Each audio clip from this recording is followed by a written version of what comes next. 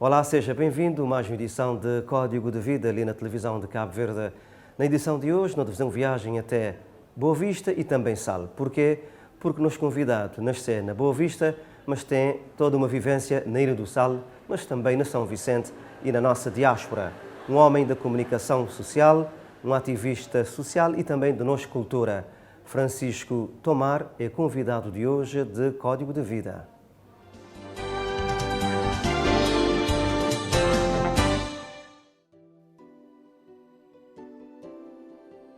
Francisco Antônio Tomar nasceu no dia 1 de julho de 1951 na povoação de Fundo das Figueiras, na Ilha da Boa Vista. Foi na Ilha do Sal que tomou contacto com a cultura literária e onde esboçou os seus primeiros poemas, juntamente com outros colegas da sua geração.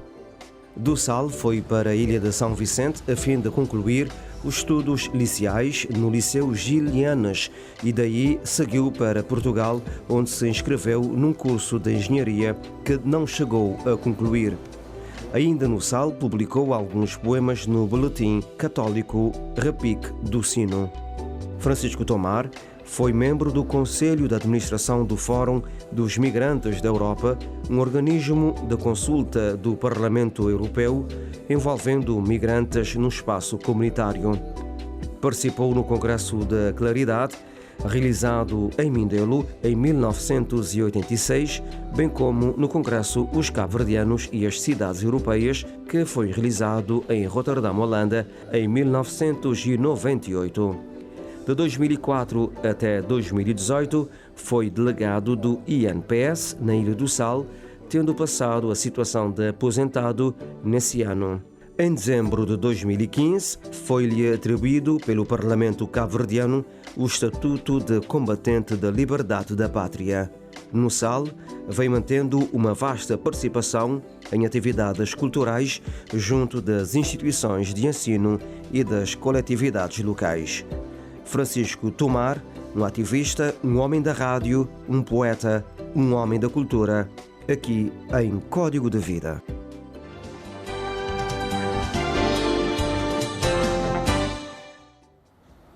Assim, não tive ali que a biografia, traços gerais da biografia de nosso convidado ali na Código de Vida, Francisco Tomar, que aceita amavelmente o convite para conversar um bocadinho sobre sua longa experiência de vida. Francisco Tomar, muito obrigado para a disponibilidade de estar ali manos na Código de Vida da televisão de Cabo Verde e partilhar um pouco manos esta grande história de vida que tem esse homem também da nossa cultura e da nossa comunicação social.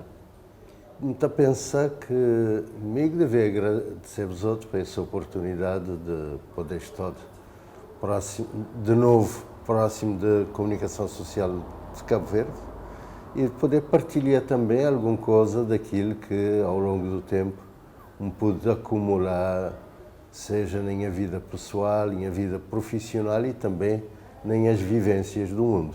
Francisco Tomar, que é um homem da casa, portanto, te à vontade, não é? Mais ou menos. Mais ou menos. Então, nasci na Boa Vista, mas com poucos meses de idade, tive lá passá-lo. De recordações de Boa Vista é pouco? Não, tenho boas recordações de Boa Vista, porque, quer dizer, à primeira vista parece que não, mas acho que o facto de não ter nascido na Boa Vista é mais um acidente do que propriamente uma circunstância definitiva. Porque minha mãe estava a viver na Ilha do Sal. Só que naquela altura em que, por esse Cabo Verde fora, tinha contado na dedo 3 ou 4 médicos, que tinha assistência médica e parte já era feito tradicionalmente. Então, a maior parte das mulheres está a aproximar de ser mãe como medida de segurança para ter aquilo que, na altura, está chamado um parto feliz. E, nesse contexto, minha mãe vai para Boa Vista, que era para ela podia ter esse parto na presença de ser mãe. Senti mais seguro. Daí, nascer na Boa Vista, mas depois tornou a volta a passar, onde vivem a infância, vivem a grande parte da minha juventude, com aqueles intervalos normais de alguma férias na Boa Vista ou na São Vicente, em função de outras circunstâncias, porque nós não está estudando na Sal, mas não estava a fazer exames, era na São Vicente. Então, acabou por partilhar a vida nas três ilhas. Sal, São Vicente e Boa Vista. Então, é um cabreiro, né? Boa Vista, mas também de Sal e um filho de Montecara também. Também um bocadinho. E na Sal, como é que foi toda a vivência, aquela fase infantil-juvenil, de desafios, de descobrir o mundo?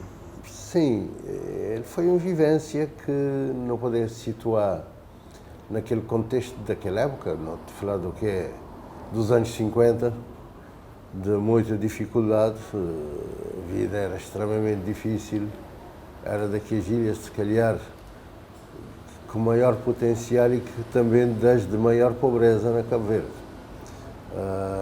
Sal acaba por evidenciar por suas condições naturais, por uma intervenção de estrangeiros, de italianos, e o que cria todo um ambiente de serviços à volta de dois aspectos fundamentais: exploração salineira e, por outro lado, a aviação comercial internacional, mas estava na rota entre a Europa e Américas. A maior parte de voos que está a fazer da Europa para a América do Sul era feito a partir daquela plataforma que era a Ilha do Sal. E daí gerar algumas dinâmicas de desenvolvimento, mas Sal que tinha nada. Sal começa a desenvolver por causa do aeroporto, tinha uma administração do Estado português, uma administração de conselho que quase que tinha voz ativa.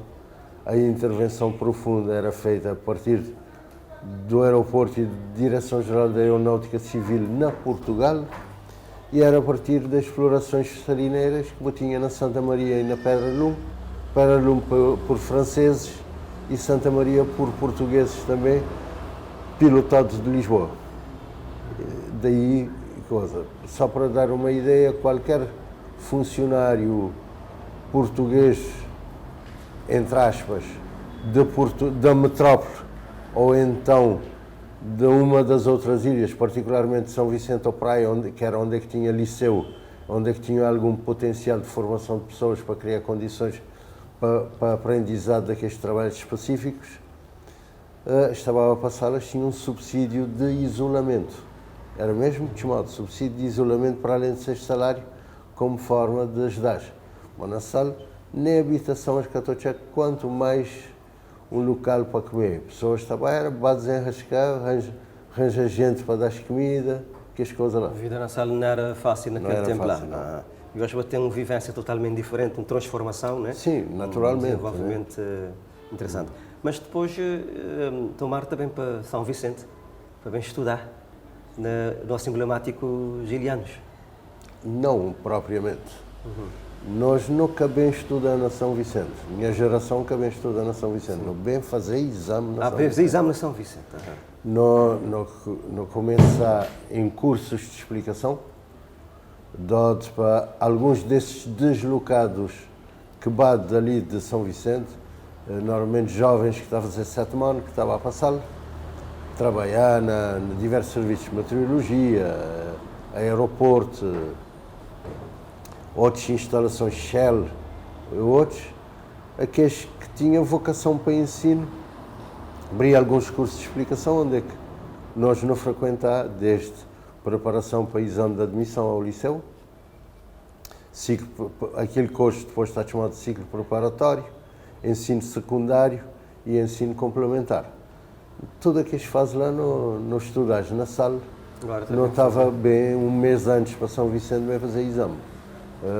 É uma coisa que quando a gente olha para trás até a gente admira, mas não está a conseguir, porque é fácil, vou pegar um miúdo de 9 anos, vou meter num daqueles naviozinhos de madeira, sem mais ninguém, ele vem a cuidar dele próprio, chega na São Vicente, põe esse táxi na Caixa Custável, dá endereço de alguém que está a recebê-lo, vai para a casa de que as pessoas, passa aquele mês para ali, andar autonomamente na região de São Vicente, fazer aqueles exames e vão embora outra vez. Uma vez tinha a tradição de mandar meninos para a casa de pessoas, E às vezes nem a pessoa que a gente cada conchadrete, ou de um familiar. Sim, mas ele era Mas depois circunstância. estabelecido uma relação extraordinária, não é? Ele era circunstâncias. Eu não estou a pensar que nem a geração ele foi benéfico para nós, ajuda a gente ganhar sentido de nosso pequeno mundo que não está a viver, ganhar autonomia, ganhar confiança em nós próprios e aprender a sobreviver, acima de tudo.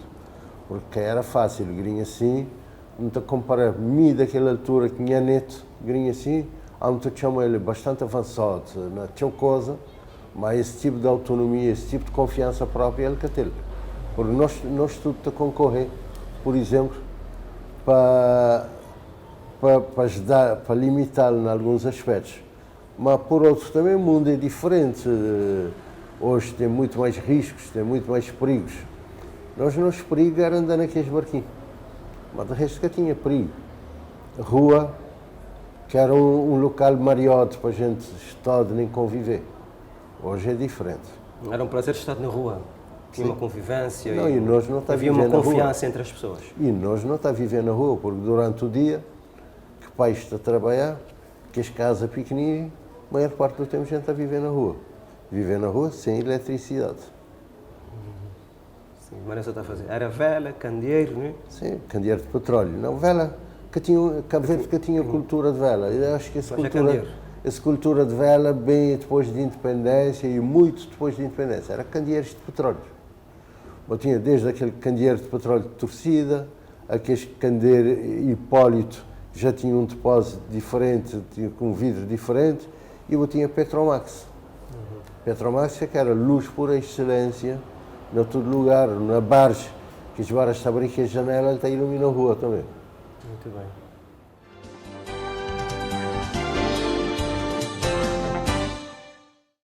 Enquanto poeta, nós destacamos o Sucre de Sal como sendo um dos pioneiros na poesia salense. Ele se despontou praticamente no período virado entre antes e pós-independência. E nós caracterizamos a sua poesia como sendo um poeta patriota, em segundo lugar, um poeta engajado e, em terceiro lugar, um poeta do cotidiano. E dessas três, de uma forma resumida, diríamos que é patriota porque enaltece a pátria, a terra-mãe, a ilha onde ele cresceu e se fez homem. Ele se destaca também como poeta engajado, tendo em conta que na altura, no período que ronda a independência, os poetas como Cursino Fortes, como Mário Fonseca, enalteciam o ato da independência. E daí é que ele surge também como um poeta patriota, cantalutista, não é? E, em terceiro lugar, o poeta cotidiano, porque na sua poesia nós vamos encontrar muita referência à figura daquilo que acontece no dia-a-dia, as mulheres, as crianças, as ações, aquilo que acontece, que muitas vezes o comum dos mortais não consegue ver, ele capta, fotografa e traduz em letras aquilo que viu nas imagens. Portanto, é um poeta que serviu de referência para todos nós que surgimos a seguir. Estou a falar já dos poetas que surgiram na década de 80, onde ele já não estava na Ilha do Sal, mas também deixou o seu legado e a sua poesia até hoje continua florescendo.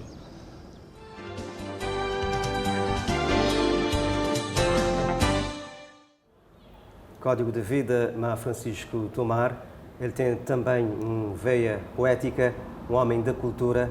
São Vicente e Sal terá contribuído e de que maneira para essa vocação poética de convidado de hoje?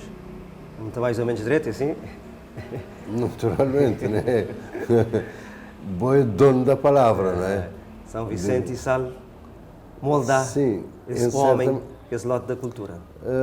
Quer dizer, São Vicente, Sal, convívio diverso, tens da gente moldar a nossa personalidade ao longo do tempo e esse ali também tens da gente temperar para a vida, de qualquer modo.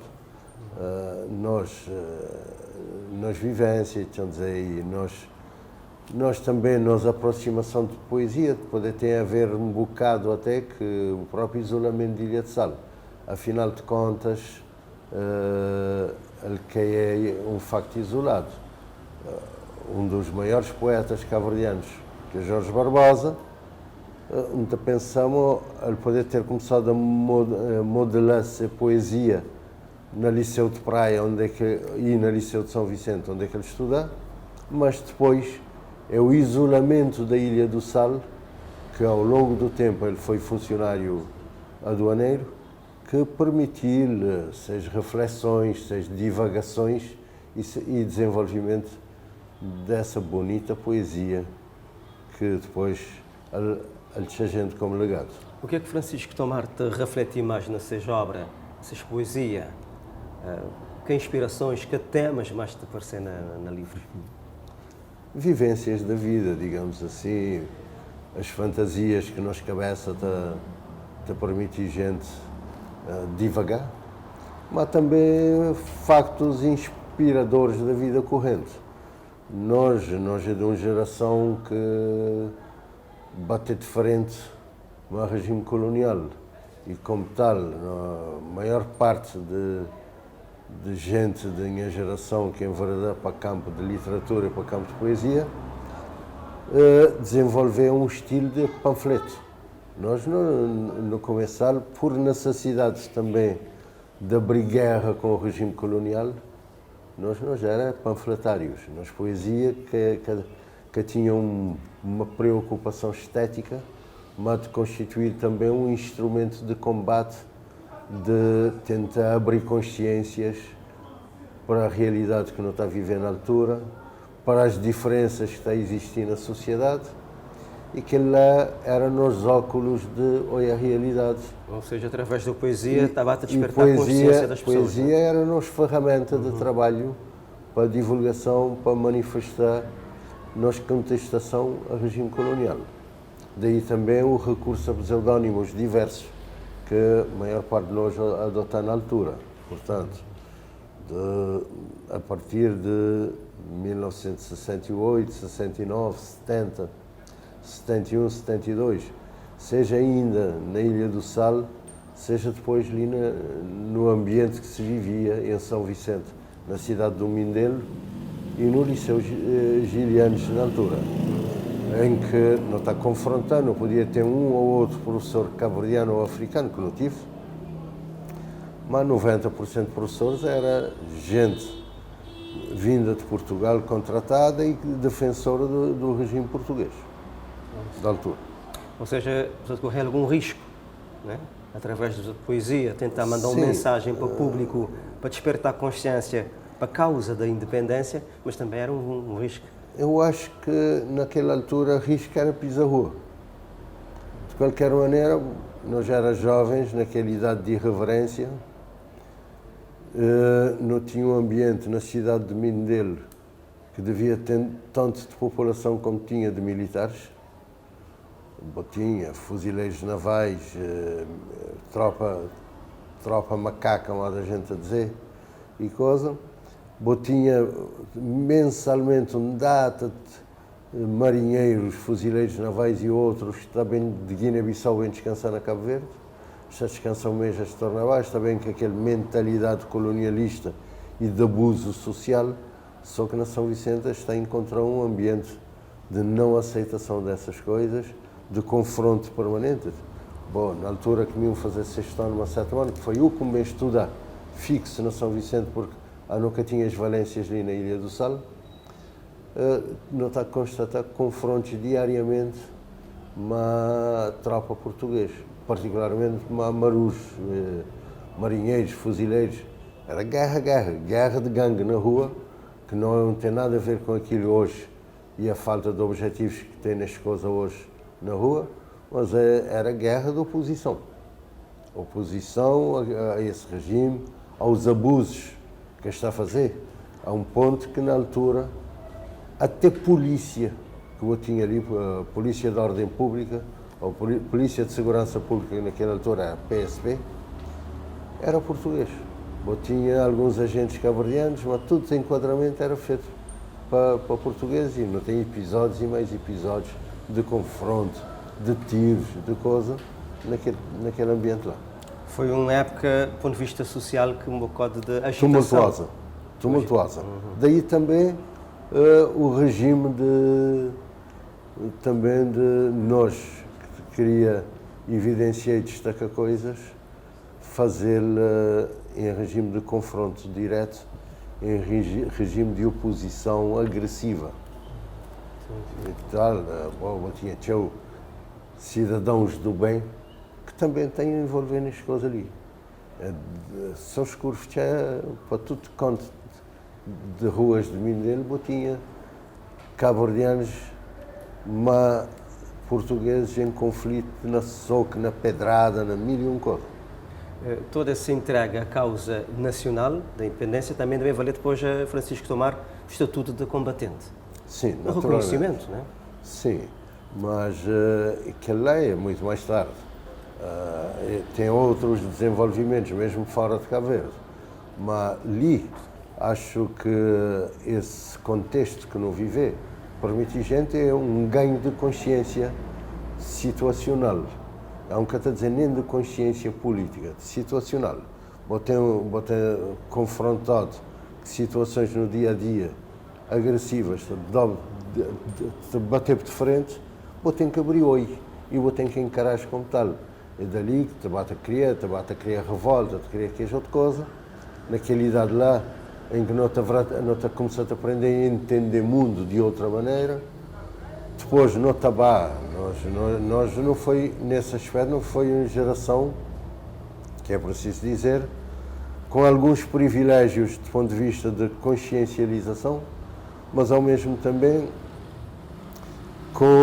sofrendo várias agressões de outra maneira. Me te lembrar, quando concluí 7º ano de liceu, minhas colegas, só na área de ciências e tecnologia não devia ser cerca de 86 alunos que concluí. Depois eu tinha malta da área de letras, que tinham data também. Daqueles lá, se chegava a 20 para Portugal, bateu. Bem, no universo, talvez uns 120 alunos. Muito falando de Liceu de São Vicente. Bom, depois eu tinha aqueles de Liceu de Praia também, que nunca tem consciência de quanto é que é, ou não acaba por conhecer já na Portugal. Mas de nós ler, como eu estou a dizer, de uns 86, deve ter botado cerca de 20, da área de letras, direito, filosofia, que as coisas lá, pode ter botado uns 5 ou 6, não mais que isso. E como já não chegar na Portugal, devemos falar precisamente da participação e do ativismo de Francisco Tomar e entre outros colegas a partir de Lisboa, a causa da nossa independência, mas também do associativismo junto da diáspora, que é uma outra experiência grande. Mas chego lá com outro objetivo, que é fazer licenciatura. Com mala de sonhos, digamos assim, para ser mais correto. De qualquer Descobriu um outro mundo, não é? De qualquer maneira, bom, esse descobriu outro mundo não começou a descobrir ali na Cabo Verde. Soube da ideia, quando bem estudei 6º ano de liceu ali, tive 4 negativas no primeiro período, 5 negativas no segundo período. Isso foi por quê? Foi porque, você vê, um gajo da coi numa realidade diferente, num mundo louco. Sentiu um outro impacto. Em relação àquele lá, um gajo que tinha sossego, que está a parar na casa, tem data de fatores na vida que tem influência gente. Alguns pequenos. Para mim também. Entretanto, depois, chega aquela outra realidade, que é ter uma consciência que se boca agarra a bom mês, bota perdão. E nunca podia dar o luxo de perdão.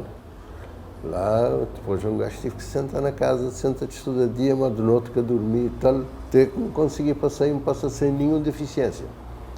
O que também te fazia fazer outras leituras, não tinha baldado demasiadamente. Mas pronto, ele era circunstância. Sim, então, vida para Lisboa? Depois agora, estava para Lisboa,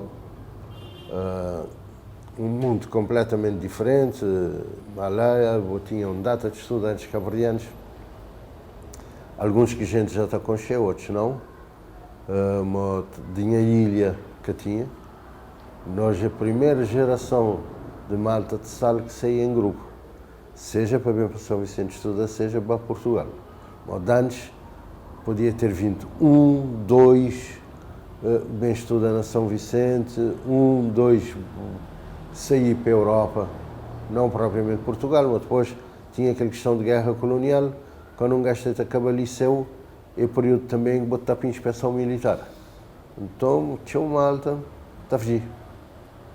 Ou seja, a oportunidade de fugir, ou porque tinha parentes na imigração, está a conseguir chegar na Portugal, e está atrás de Portugal clandestinamente. E coisa, outros, porque seus pais estão já, não, ele está na idade para a tropa, que está estudando, há um bocado também gastar mais dinheiro, porque daqui na Espanha para a tropa, nele, que está a concluir curso, e é dinheiro que está a ficar perdido, motivo de circunstâncias, tinha o colega assim. Pronto. Mas não vá, que aquela realidade que tinha na Portugal, que aquele acolhimento em grupos, que aquele conflito mesmo, que agora vou entrar na área de ideologia, malta está a começar a agarrar influências ideológicas disto ou daquilo, começa também a ter conflitos entre nós, cabo-verdianos, para modo de ideologias, noutra dividir também em grupos, mas nós todos tínhamos uma coisa em comum, era seguir para frente e a Cabo Verde virar independente. Essa era uma matéria que era indiscutível para qualquer de nós que vá. A causa de Cabo Verde sempre esteve lá presente. Seja malta que bate Barlavento, seja malta que bate Sotavento, que ele era nosso objetivo comum, não está a assumir. Fins de semana, a gente acaba por dar-nos escape, convívios, paródia. Bate com também maltas de Guiné-Bissau, bate para cima de companheiro. E coisa, não desenvolver também, deixa-me dizer, nas plataformas ou nas formas de constituir grupos de apoio a companheiro para enfrentar também o regime colonial, para enfrentar racismo e muitas outras coisas. Daí não vai entrar no outro mundo da contestação da política agora a sério e de todas as outras coisas que também acaba por desembocar na independência das ex-colónias.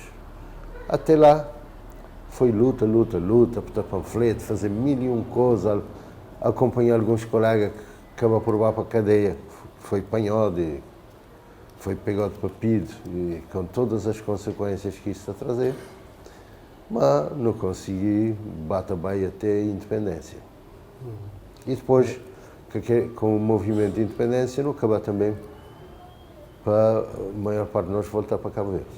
Sim. Francisco está a regressar depois, no 75, não é? Sim, mas ainda antes de não regressar para Cabo Verde, cumprir serviço militar na Portugal. Sim. 25 de Abril apanhou na tropa, fazer praticamente cumprir quase todo o serviço militar na Portugal, onde tinha sido mobilizado para Angola, Mancatsca de Bama, já não estava naquela fase de governo de transição, onde podia para sair de tropa, não fazer vários movimentos, mas não acaba por ser, em certa medida, contemplado. E não saí de tropa, na Lisboa ainda, depois a maior parte de nós vem para Cabo Verde. Bem, trabalhei vários anos na Cabo Verde e é nesse contexto ali que me entrar na radiodifusão. Nós também chegar precisamente nesse ponto ali, que é uma marca importante da carreira, da vida de Francisco Tomar, que é a chegada na Rádio Nacional, de maneira que essa chegada te chegar, tá bom? Francisco Tomar foca ali um aspecto importante que é, talvez, a grande marca da sua carreira, diretor da Rádio Nacional de Cabo Verde, antigo RNCV, hoje RCV Rádio de Cabo Verde. Entre 1977 e 1984, ele ocupa o cargo de diretor da Rádio de Cabo Verde. De maneira que foi essa experiência, de maneira que a rádio te entrar na vida de Chico Tomar, de maneira que é mais conhecida amigavelmente. Acho que a minha vida foi sempre circunstancial, até hoje. E é assim, não está na Lisboa, não está envolvido num grupo de trabalho lá para a independência de Cabo Verde, na Associação Cabo-Verdiana, mas era um grupo específico que não tinha, só estudantes universitários e voluntários. Luís Fonseca apareceu na Lisboa. Apareceu, vai visitar a gente, não tive de falar. A Luchão está a trabalhar lá nos equipamentos, não está a produzir textos de divulgação e de informação. Então ele tive de conversar a mim e perguntou se nunca está a gostar de bem para Cabo Verde. Dizer-lhe, ok, não está disponível, nunca tinha nenhum problema, eu não tinha sido trabalho, tinha algum tempo. Então fazer a proposta, bem para São Vicente, vamos trabalhar uma Luís Fonseca, na sede da PIGC. Nós lá a trabalhar, tinha uma comissão na rádio que era Rolando Martins, Antônio Pedro Rocha, Zé Carlos Delgado e outras pessoas dali da sociedade civil mindelense. Sr. Mar Matos, Teófilo Figueiredo, Daniel Cardoso, Nheca e outras pessoas.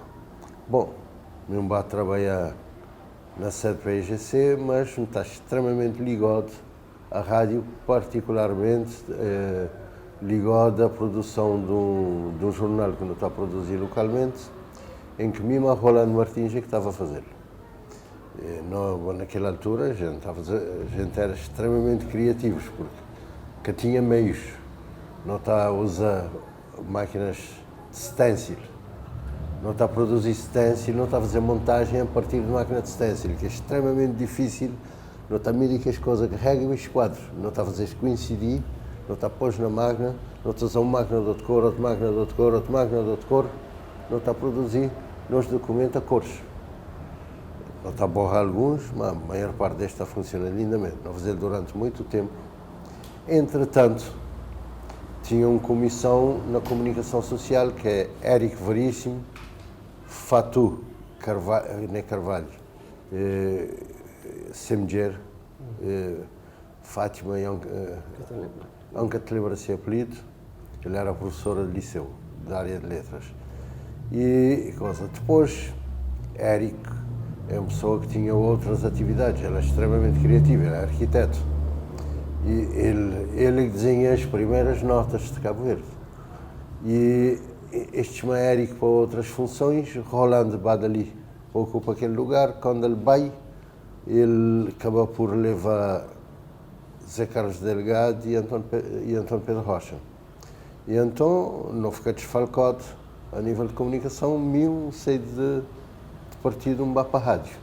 Um para a rádio não vai montar a estrutura da rádio a partir da lá, mas não fica ainda aquele funcionamento amador durante muito tempo, nunca tinha condições ainda, nunca tinha gente, nunca tinha quadros. Depois, quando me consciencializado nas tarefas na rádio e no consolidar aquilo que tinha existente, era praticamente só mesmo a Sr. Marmatos, que as outras gente bate afastar por razões diversas. Opa, um enchido da ousadia, começou a apanhar jovens. Apanha jovens, pode treinar lá, mantenha para a rádio, outras coisas. Já tinha alguns jovens que já tinham sido a aproximação. Eu tinha Chá na técnica, Fernando, eu tinha Santos Nascimento, que está na discoteca IC, já tinha uma experiência bastante razoável. Eu tinha Chico Mantenha, eu tinha dois Chico Mantenha. Tinha Chico Mantenha, aquele de Ribeira Bote, e tinha Chico Mantenha, que é Chico Almeida, pai de Gari, que está a trabalhar na área administrativa. E no Vrata tenta bater-estica mais nos programas. Nós, a ousadia de jovens, me era dos mais velhos, nunca devia ter mais de 25 anos, talvez na altura. Dali no começo já era uma onda de envolver jovens. Carlos Lola, que estava na Rádio Clube Mindelo. Carlos Lima, né? Carlos Lima, que já estava na Rádio Clube Mindelo. Carlos Lima lá, depois também apareceu David Leite. Tinha pessoas que estão a trabalhar nós, Manuela Fonseca está na casa, mas ela tinha uma experiência de rádio, não vai buscá-lo. Tinha Lena Ferro, que estava a fazer locução. Depois, mais tarde, veio entrar Rito Melo e coisa. Tinha Dita Guimarães Santos também, estava a fazer locução. No basta desenvolver um quadro, depois não aumenta abusivelmente horas de emissão, não basta preencher nos dias, não basta ganhar um caráter profissional, sim, mas não está gerando né? os próprios recursos para pagar aquelas gratificação. Que tinha um salário. Não, que tinha salário, não está, era gratificações. E Para lembrar, naquele tempo, uma gratificação era tanto ter? opá, era irrisório. É jovem, está a viver na casa de 6 pais e coisa que, em vez de estar sentado no banco de praça ou TVD, estava para a rádio. Eles batem para gosto. Que as gratificação que devias chegar a 2 contos para mês. Mas naquele tempo estava a dar para Sim, mas naquele tempo comprar alguma coisa, né? acho que me devia estar a ganhar uns 6 contos, como profissional. Então, depois daquilo, começou a parecer mais malta. Daniel Medina está a trabalhar na gráfica de Mindelo. Ele manifestou desejo de ir para a rádio, nos dar-lhe a oportunidade, nas 6 horas vagas, de até que chegue aquele ponto em que era necessário consolidar, mas ele melhorou bem. Tem a possibilidade de mandar os malta para a formação, a partir daquele bem, depois ele vai para a formação, ele vai, base leite, vai outros malta, naquela altura. E não há coisa, ao mesmo tempo, não entra num outro onde que tinha tido um movimento ali na São Vicente e a nível de Cabo Verde, de recolha de fundos que era para comprar um emissor de onda curta de mais potência. Ele foi comprado pela sociedade civil, ele foi posto lá na Grêmio, que era lá na rádio. Hoje, depois, artesanato.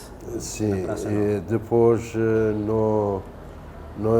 através de cooperação internacional, não consegui desenvolver uma linha de cooperação à França, não consegui um técnico sénior francês, que bem trabalhava nós. Supostamente ele era nosso assessor técnico de telecomunicações. Opa, ele entrou de corpo e alma, ele tive vários anos ali a nós, compromisso de Estado de Cabo Verde, mas ele era pagar-lhe a renda de casa, água e luz. O resto de França é que está a pagar. A partir de lá, me pessoalmente, como mim e ele que está a trabalhar junto, nos centros Chanchual, vocacionado para tecnologia de radiodifusão, desenvolver ali na Mindelo. Dali, acompanhei o primeiro-ministro na toda viagem que ele fazia para o exterior, particularmente para a França. Mesmo a Zé Carlos Delgado, vá para Portugal umas 2 vezes em missões, não comecei a desenvolver, não comecei a trazer gente, a dar algumas formações pontuais na área de jornalismo, de redação e coisa. Não consegui obter uns vagas na INA, Instituto Nacional de Audiovisual na França, no Mandamata primeira leva para Ivo, Vera Cruz e Fonseca Soares. Depois Armando Patronilho Silva, tudo isso para INA. Nessa altura fazia uma comissão mista a Pires, uma Pires e uma José Brito, que era secretário de Estado de Cooperação. Não comecei a negociar outras coisas. Não comecei a negociar casa da rádio. Não passava vários anos a negociar aquela coisa lá, não tinha aquele técnico a trabalhar, não ocupava aquele espaço na Ribeira de Vinha, que não fazia um investimento enorme na Ribeira de Vinha, quanto admirava, nem que depois Malta abriu mão dele. Não comecei a trabalhar com o Mano Naval, nos próprios meios e tal, não fazendo aqueles estúdios que está lá, aquelas coisas, ficava só um estúdio para concluir, que aqui era onde a tem sala de redação grinha assim. Ele sofreu poucas alterações. Não tinha aquele salinha lá de cima, de coisa, depois não comecei a constatar outros problemas técnicos de corrosão, outras coisas. Não desenvolveu um bocado de criatividade. Não vamos fazer nós torre de antena em fibra de vidro, precisamente para evitar a corrosão. Mas não foi bem sucedido naquelas coisas lá. Naquela altura, fazer rádio era que maneira? Tinha o desafio para frente. Tinha desafios. Um partido, mas tinha criatividade. Ninguém que está a dizer, mas que está a fazer porque equipamento que está a dar. Tudo gente. Depois começou também outros recursos inspiradores. Já fazer formação ali bem, já está a tirar um gaguejo com tesoura. Que as coisas te inspiram, tudo que as malta que te aprender. Ele é encantador. Para quem quer saber, a idade ajuda também. A idade de aventura, de criatividade. Eu vejo que eu tenho que segurar a malta até na rédea, como naquela altura, este malta mais novo, David. Depois não tive uma altura cânfora, bem de praia para São Vicente, ele mais David, um gajo tinha que bater atrás de estúdio. Mas, ao que abrir o microfone, esta pensa mundo é de seus. Está a tomar conta de tudo. Toma conta, moço, demasiadamente, exageradamente. Mas depois comecei a entrar também naquela cultura francesa de animação de antenas. Que lá, malta está a escutar a rádio inteira. Ali que já mora na rádio até hoje, só falta ele levar-se cama para lá. Não é? Mas ele é inspirador. Já para quem quer saber, é Fonseca Soares, né? Para pessoas que te acompanham sim, hoje. Absolutamente. É inspirador. Não é? Pessoas praticamente morar dentro de rádio. Acabar de fazer rádio sem casa. Depois tem as outras oportunidades de formação no exterior, na Portugal e coisa, que dá esse desenvolvimento de tudo. Não tive, também que foi só sucesso, não tive dificuldades enormes na cooperação com a França. Na altura, não tive, na Lisboa, vejas fazer bem uma delegação de Suécia que também está a cooperar com nós, não consegui negociar mais na área de frequência modulada, não ganhar mais uns emissores, não montar rádio educativa, que depois passa para a educação. Mas a rádio educativa passa para a educação, me chama que está na rádio. Francisco Tomar, tu fala de rádio com muita paixão e tua história de rádio, tempo daqui a pouco. Não pode dizer que Chico Tomar foi primeiro diretor da Rádio Nacional? Não, nunca foi primeiro diretor, mas... Como te fala de 77? Primeiro não tinha um diretor-geral, que foi Rolando Martins, depois do SLC entra Manuel Delgado, diretor-geral. E depois então, é que foi nomeado os diretores, foi Mina São Vicente e Zé Carlos Delgado na Praia. Contexto sim, muito bem, sim. E Zé Carlos Delgado na Praia. Diferente. Já de uma separação entre São Vicente e Praia, cada um tinha a sua estrutura. Cada um tinha a sua estrutura, muito depois de bem ser feita unificação para fazer Rádio Nacional. É a partir daquilo que está a existir nos dois polos e coisa. Mas não tem ainda um terceiro polo que não desenvolver, que é a retransmissora do SAL. Eles criaram a partir dos bricolagens dos jovens lá na sala, acho que começou a demitir, depois passou por situações controversas, depois não foi mandado para a sala para assistir ao encerramento dele.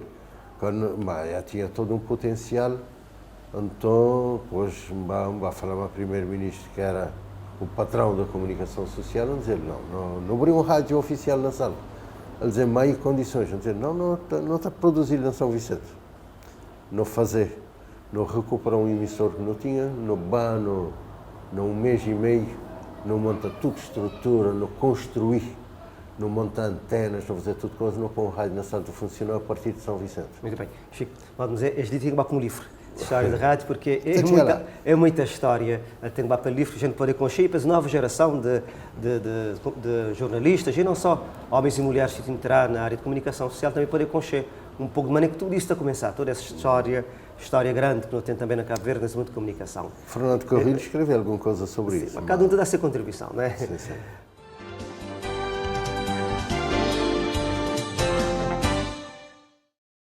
Chico Tomar foi um presente de Deus na minha vida. Entrou quando eu tinha 2 anos de idade. Até agora está presente na minha vida. Falar dele é um pouquinho difícil, porque ele é uma pessoa muito especial para mim. Além da pessoa, ele é um ser humano muito amigo. Ele tem muita empatia em relação às outras pessoas, de um coração enorme. Ele consegue ver o mundo ainda com um olhar de poeta, não é? É muito rosa, muito verde, muito azul, e eu admiro por causa da forma como ele vê o mundo. Como pai, ele tem sido maravilhoso, é meu amigo, é o meu melhor amigo. Está presente em quase todas as decisões que eu tomo na minha vida, está sempre presente. Eu levo os meus raspanetes de vez em quando, mas eu sei que ele faz isso como um amigo.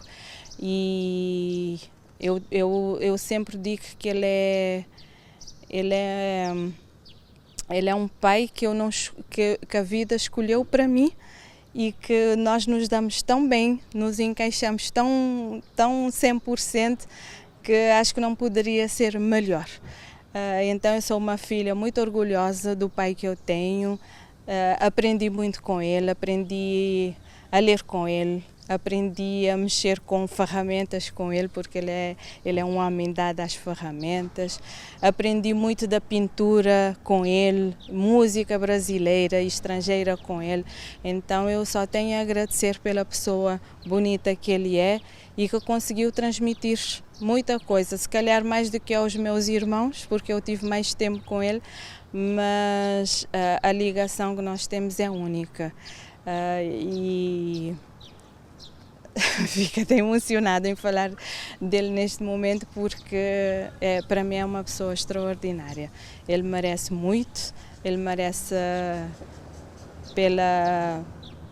agora como um poeta que vem escrevendo alguns livros. Acredito que era um sonho dele e ele merece tudo isso e tenho muito orgulho do meu pai.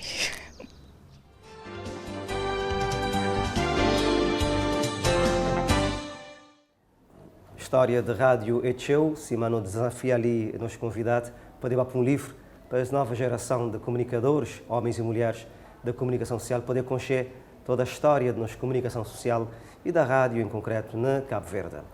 Não dizer que nos convidado também um homem da cultura, um homem que está a escrever poesias e não só, tem várias publicações, mas não tem ali esse livro, Poesia na Pandemia, que está a surgir num contexto difícil para o mundo e para Cabo Verde, foi quando da pandemia da Covid-19.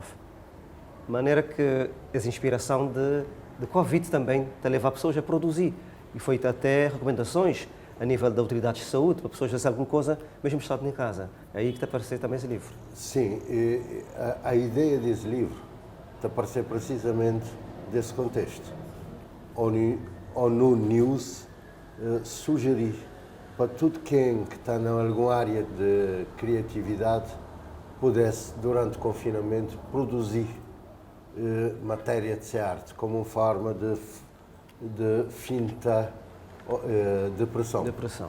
E aí, então, a gente resolveu agarrar, não tem um grupo de trabalho na sala, não te comunica entre nós, fazer alguma coisa. Então, agarrando, tinha alguma coisa inédito, tinha resolver que continua a escrever, tenta produzir, e a partir daí, cria, de facto, esse pequeno livro e nada que não pudesse ser dado dele nome de Poesia na Pandemia. E ele divide em 3 capítulos, né? Ele tem só poesia na pandemia, ele tem outra poesia, tem uma primeira parte que nós chamamos de Poesia Diversa, depois tem uma parte que nós chamamos de Poesia na Pandemia e, naturalmente, tem pós-pandemia, então tem um período que nós chamamos de Renovação de Esperança.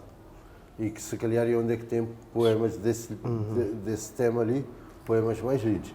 Daí também a ideia do título Poesia na Pandemia. Eu estava a convidar com o Chico Tomar para declamar-se-nos alguma coisa, Bom, né? vamos tentar. Vamos tentar. Sim. Poesia na Pandemia. De Poesia na Pandemia, SARS 2. SARS, o apelido que acompanha a referência da tormenta. Resíduo de aflições passadas, sem, contudo, permitir resposta acertada. Da repetição, ficou-lhe um nome de família, contudo, incomparável e incisivo, sem tréguas nem contemplação. Foi, de facto, um momento difícil para nós todos. Naturalmente, e acho que até hoje ainda não coia livre desse espectro de tormenta quando te referi, porque coronavírus ainda te circula. Mas Francisco Adjegá, que foi atingido? Sim, depois de 2 vacinas. Depois de 2 vacinas. Então não tem que ter sempre muitos cuidados. Para que pensar que mata desaparecido, mas está ali de circular ainda. Está ali a espreitar. Uma mensagem final para, sobretudo para essa nova geração, porque há uma preocupação grande com a juventude. Qual que seria a mensagem? Bom, no momento atual, que nós estamos a viver, mensagens podiam ser muitas, mas pelo menos para não fazer uma cultura de tolerância, de desenvolver atitudes que te permitem gente entrosar a companheiro, conviver, desenvolver sentido de solidariedade e de amizade que ao longo do tempo foram bandeiras desse nosso Cabo Verde e hoje, lamentavelmente, não tem vindo a perder. Quando não está a falar nessas pandemias do mundo e todas essas coisas, acho que cada vez mais não está a reconhecer a necessidade de nos ser solidários, de nos ser complementares na positividade do meio onde é que nós estamos a viver. Então parece-me que ainda a juventude está a tempo de agarrar esses conceitos e desenvolver à sua maneira, à sua moda de hoje em dia. Mais uma vez, não queria agradecer a disponibilidade de Chico Tomar em estar ali Manos. Foi um prazer. Prazer é comum e é com todo o prazer que um gajo está de perto de pessoas de uma área que um abraça com muita paixão e que continua aberto a colaborar numa disponibilidade natural. Porque já também olha uma forma de trazer alguma contribuição para a nossa sociedade. Muito obrigado. Felicidades e que venham mais livros. Virão, se Deus quiser. Muito bem. E assim nós terminamos mais essa edição de Código de Vida. A conversa hoje foi com Francisco Tomar, se me não referi, um homem da nossa sociedade, da cultura, um ativista, um homem da comunicação social e que dirigi a Rádio Nacional de Cabo Verde durante alguns anos e contribuiu para lançar profissionais que hoje também são referências do jornalismo na Cabo Verde. Até a próxima edição, foi um prazer.